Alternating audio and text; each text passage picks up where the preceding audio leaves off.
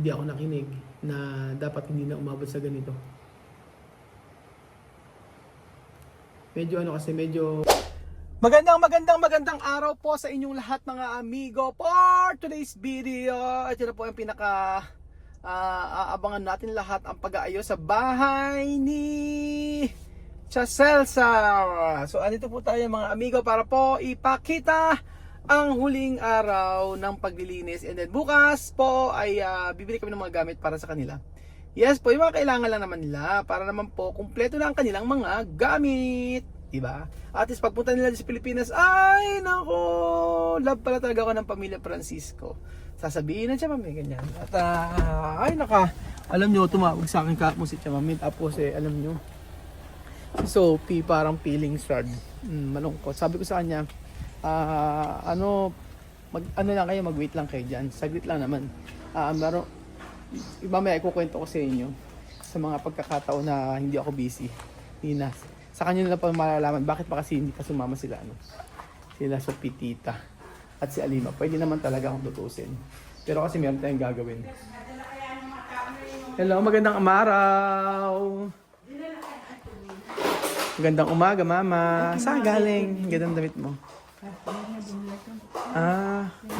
Ano dala? Pinadala ko na yung mga yung mga okay na. Paandarin mo na lang sa inyo. Oo nga. Oo nga. Papaandarin ko na. Tapos kasi lilipat na nga rin kasi kami para maayos. Naayos na nga namin eh. Tutulungan ka namin. Huwag ikaw magpursige, maglinis at di mo kaya. Si Billy tsaka si Ate Janet. Hindi ka pwede. Tapos eto mga amigo. Meron naman dito para kay Bibian at Amir. So yung kama, hindi ko alam kung saan napunta yung kama before. Hindi ko alam. So I think ayusin ko na lang dito. Bibili kami ng isang single bed para dito. Mas maayos ito yan. Diba? Maayos na. So cortina. Paano kaya ang gagawin? Maganda. Maganda kapag merong maayos eh. Tapos dito naman ang ayusin namin dito. Marami. Yung washing machine pala din pala. I-set up. Kasi merong washing machine si mamang binili. So set up na lang. Tapos yung ibang mga gamit nila siya mami andito pa kasi. Ay meron pa pala mga tiles nandito. O magagamit O may mga sobrang mga tiles pala rito na nabili. Ako bumili niyan eh. So sobra. And then itong mga gamit papalinis ko na muna. Kasi kailangan si Chamami na lang siguro maglinis. Kasi alam niya yung linis niya. Pag kasi ako ang kami naglinis, uulitin uli niya. So ilabas ang Clorox mga amigo. Meron pa siyang naiwan ni Chamami. Sondro. Lahat sinosondrox. Babaitang to. And then eto yung TV, yan muna natin dito. Meron yung refrigerator. Hindi ko alam kung saan niya ilalagay. Bahala na siya magayos. Ano na? Dapat ganyan lang yung katawan mo. Bakit? Hindi ka mataba. Di ba pet na ako? Oo. Sabi kasi pumayat na ako, di ba? Oo. Ganyan lang dapat eh. Pagka kasi mataba ka, baka tumataas yung mo. Dapat, di ba? Oo. Oo. Payat lang ako. Extension ng repat Sige. Dapat ganyan lang yung katawan mo. Pumayat na ako, di ba? Ha? Pumayat na ako. Sabi niya, alaro pagbabago sa akin. Hindi, nagbago. Di ba ang laki ng pinayat ko? Malaki pinayat mo eh. Paano nag-iingat lang ka mo, di ba? Oo. Pagka kasi tayo pinag-iingatan ng Panginoon. Gumawa pa ba ako? Oo. Ikaw, Wawi, lang kagawa ganyan dyan. Akala ko si Wawi ka, tumawag ako, hindi mo ako pinansin. Ba, di ko alam, hindi kita narinig. Sabi ko, Wawi, hindi ka ako si Wawi dahil hindi sumagot. Hindi mo kita narinig. Sino ba tao dyan? Si Ome? Oo. Dapat ganyan lang ang katawan mo para tayo yung pinag-iingatan nga ni Lord, di ba? Kaya Ano nga. may buso mo yun? Hala? Yun ang buso mo? Ito hindi Ano yan? Ampon ko. Di babalik si Chamami dyan. Oo. Kaya, ba't kinuha ating mga kama? Hindi, inayos lang. Ay, nice. Oo, kasi yung iba kasi nagamit ni mama, binilik doon sa kanila. Hindi titira dyan si Ate Mercy. Kailan nabalik ka Manila Chamami? May isang taon na sila nung May 8 ba? Ba't alam mo, kabisado mo, no? Hindi, kasi nga nagpaalam. Kahit hindi ko maintindihan, medyo tanga ako. Pagka Oo. May 8, gano'n. Masaya ka naman na babalik sila. dahil pagka andyan lang naman. Tsaka, yung mga iba lang dapat ng mga... Ewan. Ano, bakit? Ano sinasabi ka? Ano sinasabi mo? Ano? Ano may sinasabi ka? Ano ang sinasabi? May chismis ba? Ha? May chismis? Ano? Ikaw naman. May sinasabi kang anong iba? Anong iba? Di ibig sabihin, yung mga ibang nakakausap niya, di ba? Oo, wag na munang makipag-usap. Ayun. Di ba sana kung kamukha kong tanga, okay lang. Hindi naman. Si Ruel talaga. Grabe ka naman. Sino binibigyan mo ako nakaganyan sa akin? Talaga Ruel lang. Binibidyo ka kita. Ay, talaga ito Ruel na. Sige, mamalansya ka ba? Oo. Ba't malansya? Ay, malakas kasi ulan. Maulan. Hindi, natulog ko kasi nung Sabado yun. Hindi naman ako magluluto kesa sa mga ako. Marunong ka ba magluto? Oo, marunong ko. Ako nagluluto Ikaw ba? Kalderetang manok, kalderetang baboy, Ay, mga ganon. luto, gano'n. Sarap naman. Okay, oo. Ikaw naman. Hindi, di ba tinuruan nga ako ni Baby Punciana sa ano? Ah, si Punciana. Tagal ako nagluluto doon. Kay Punciana. Alam na siyang restaurant, ano? Ano? Masarap pa naman, Pinag-click yung Punciana niya. masarap pa naman yung restaurant na yun, yung Punciana. Yung lumaran, yung ano sa may Oh. harap ng CLPC. Ano bang sikreto sa, sa, Ginigisa-gisa lang niya, tapos ano sikreto daw? yung adobong baboy na may puset, Ano sikreto doon sa mga ganon? basta ginigisa lang niya.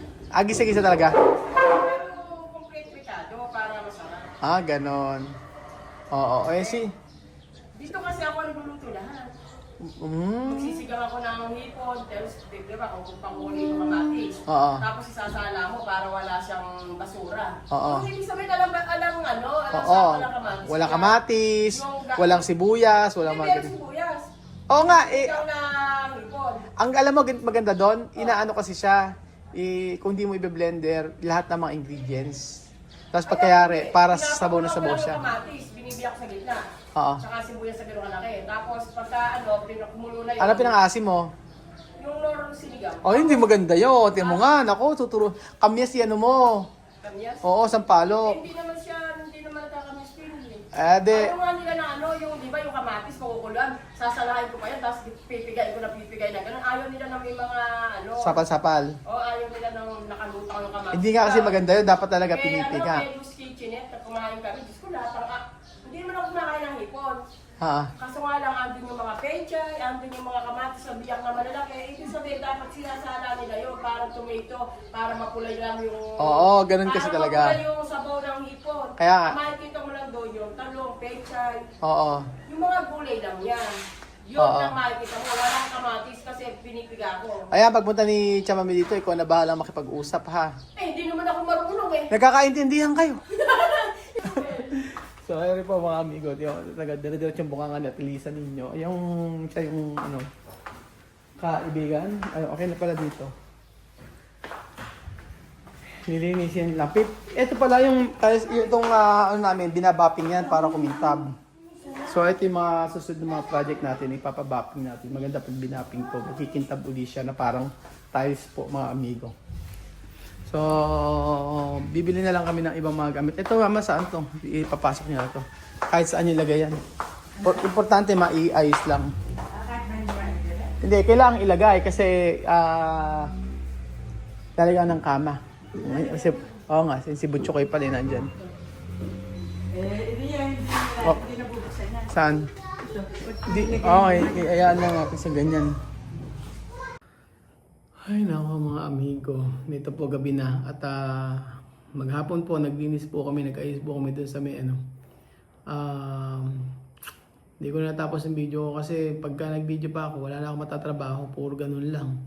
Kaya po, eto, ngayon pa lang ako halos nagpapahinga. Pero okay naman kasi bukas, bibili lang kami ng mga pwede namin bilhin, panimula, para doon malagay. Pero naano ko na, may point. Makausap ko si Chamame, tapos ka voice message ko. Medyo medyo medyo naano yung puso ko sa sinabi niya. Pero tama siya.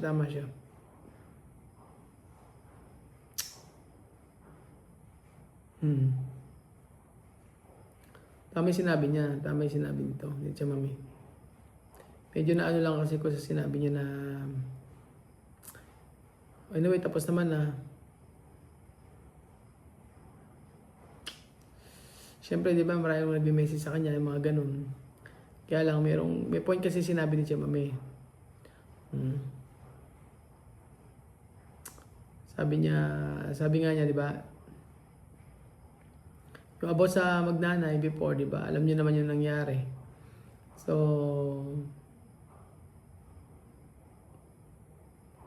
alam niyo naman na kung gaano tayo nag-effort. Sinasabihan lang naman niya ako. Kasi nga, di ba, sinabihan niya na ako before na ganyan na mangyayari kapag dinala mo sa Pilipinas yan. Which is totoo naman, hindi ako kasi nakinig kay Tia Mami. Kung nakinig ako kay Tia Mami, hindi aabot sa ganito. Pero kasi ang Diyos kasi na-allow yung mga ganitong pangyayari para merong matutunan ng bawat isa. Hindi naman niya ako hindi naman siya nagagalit, pero sinasabi lang niya yung katotohanan. Kung baga dapat nakinig ako sa kanya, dapat pinakinggan ko yung mga sinabi nilang magnanay before para hindi na umabot sa ganito. Ang medyo naging parang emotional ako. Naging emotional ako sa sinabi ni Tia Mami na nakita mo ilang buwan kaming kahit mo pinadadalan. Anong puso namin? Ang mga anak ko, lagi ka dinahanap.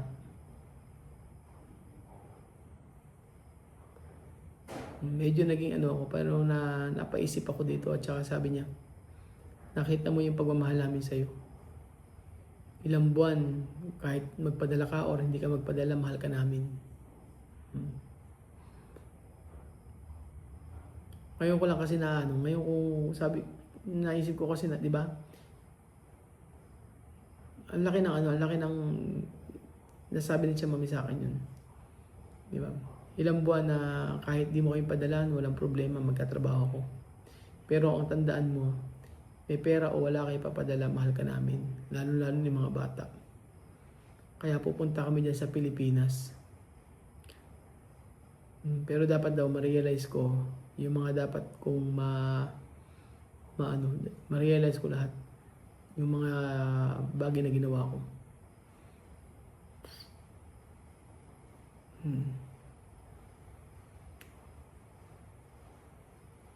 So, huwag daw ako mag-alala at siya'y pupunta dito.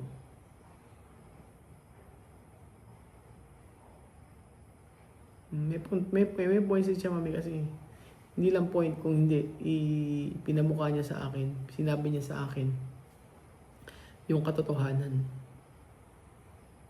May mga tao na nakasama mo, gusto ko lang dahil mayroon kang pera. Asan sila ngayon? Asan na yung paghihirap mo? Diba? Asan na yung paghihirap mo? Asan na yung mga binigay mo? Diba? Ikaw, lahat ng binigay mo sa akin, lahat ng ginawa mo, binigay mo sa amin, nakita mo kung nasaan. Yung bahay, kung ano yung mga pinagagawa, yung sa buhay nila, di ba? Kung ano yung sa bahay nila, sa apartment, sa lahat ng pinagawa, nakita. Lahat ng ibinigay ko kay Tia Mami. Kaya, yun. Kaya nag-sorry ako. Sabi ko sa kanya, sorry kasi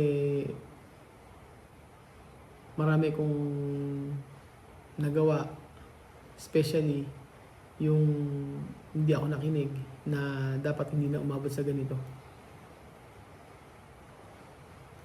Medyo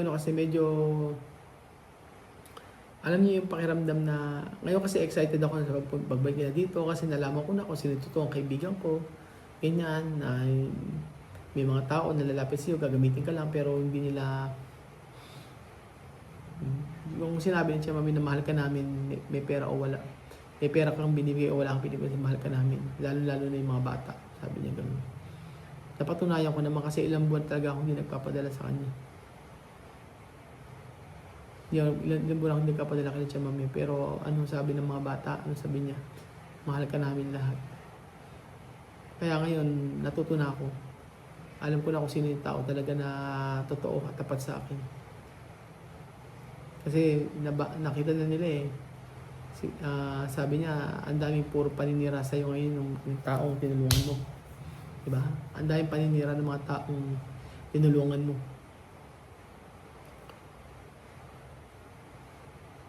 Abot sa kanila yun eh. Alam na alam nila. Lahat ng mga yun. Hindi pinahalagahan. Hindi lahat ng mga tinulong mo ay hindi nakita. Bagkus nagsalita pa ng hindi maganda sa'yo. Kaya sabi niya sa akin, ano man yung mangyari, nasa tabi mo ako. Nasa tabi mo kami yung pamilya ko. Lalo yung mga bata. So yun po mga amigo, medyo nagiging ano lang ako, parang emotional ako na sa lahat ng mga nangyari. Si Chamami pa rin pala yung iba. Kung tutusin kasi, maraming kasing nagme-message sa kanya na dapat bibidyo siya, babayaran siya, magkasalita lang na hindi maganda about sa akin para masira ako, pero hindi niya ginawa yun. Sabi niya, hanggang sa mamatay ako, kasama mo ako at yung pamilya ko. Kaya nga, kay Chamami, kung meron akong mga bagay na nagawa, especially sa mga sinabi mo sa akin na hindi ko pinaniwalaan, patawarin mo ako.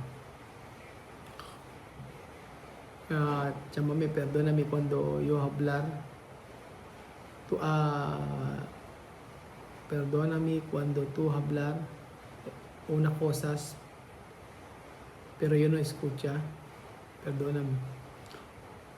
Ahora, cuando tú vienes aquí de Pilipinas, todo va a estar bien. Todo va a estar bien. Yun. Sabi ko kay Chamami, basta pag punta siya sa Pilipinas, maging okay na lahat. Kaya patawarin niya ako sa mga bagay na sinabi niya sa akin pero hindi ko pinakinggan. So yan po mga amigo. Marami, hindi ko na kasi kailangan i-detalye. Pag dinetalye ko po mga amigo, medyo komplikado. Dahil tapos na kasi tayo sa part na kung yung sabaw sa magnanay. Ang dami niya kasi sinabi sa akin at ang dami rin niyang alam din pala. Pero sabi ko nga hindi na kailangan i-detalye. At para hindi na ito lumaki. Importante lang ay dapat pakinggan ko si Chamami dahil kilala niya ang bawat isa. So ayun po mga amigo, antayin na lang po natin yung pag-break ni Chamami. Pero excited ako, excited ang family na maging okay din sila sa Pilipinas. Salamat po mga amigo at paalam po muna.